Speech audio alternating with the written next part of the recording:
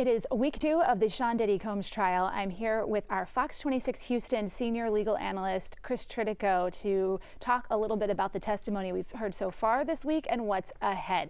So yesterday, Chris, we heard from some former friends of Cassie Ventura, Diddy's ex-girlfriend, including one friend, Carrie Morgan. You say her testimony was the most important of the trial so far. Yes, Carrie testified that she was her best friend and told her, you need to get out of this relationship, you need to leave. And she said, I can't. He controls my career, my apartment, my car, everything, and I cannot leave. That ties everything together so far for the government. It brings her to the point where she can't get out. She's stuck in this relationship, and it ties, so it brings into everything in that the government needed and ties that all together with the trafficking. So it's what the government needed to tie their case together so far.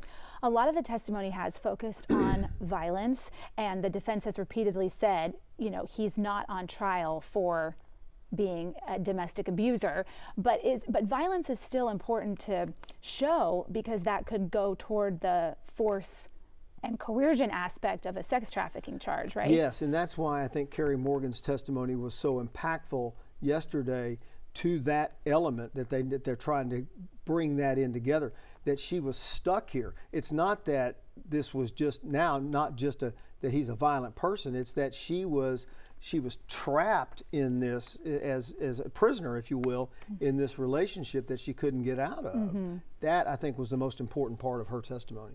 And one of them even testified, I think it was Carrie Morgan, that she was assaulted by Combs and paid $30,000. And there was discrepancy over, was that Combs' money? Did Cassie Ventura give her that money? So I think it's no doubt it was Combs' money, but the key to that was Combs assaulted her with a chair or a coat hanger or something, but it was Ventura that went to her with a non-disclosure agreement, offered her the $30,000 in exchange for signing a non-disclosure agreement. Now that really, I think, bodes well for the defense, because it wasn't Combs' attorney that went to her.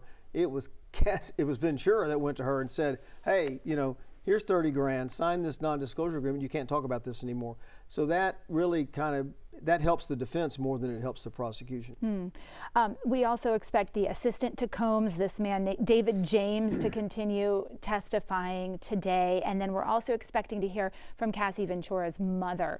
What might she do to help the prosecution, and what might help the defense with her testimony? So just looking ahead, I think that you're going to hear her mother testify that she had talked with her about what was going on, that she was aware of the abuse and the fact that Combs had her trapped, if you will, in this relationship that she couldn't get out of.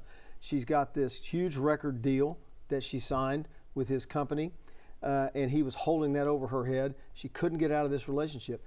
On cross, I think you're gonna see a little bit more pushback on cross with her, a little bit more aggression on cross. You knew this was going on, yet you didn't do anything. You're her mother. So why didn't you go in there with the police? Why didn't you get lawyers?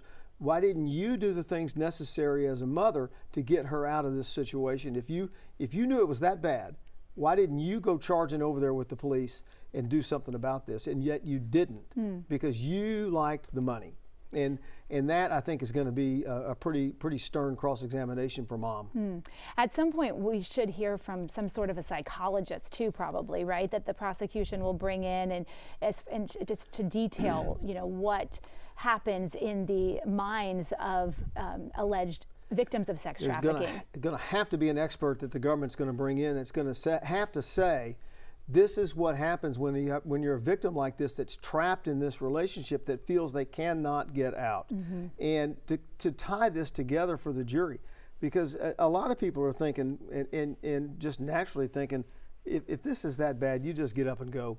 And you've already heard several times, even in her cross-examination, that she made the conscious choice to go to this freak-off. Well, if you're trapped in a relationship, you don't decide, I'm going over there. If it's that bad, you say, I'm not coming. I'm just not going over there.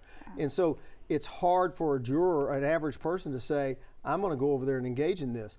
if you need that expert to explain that to you. Okay, Chris Tritico, our senior legal analyst here at Fox 26 Houston, thanks for your time. You bet.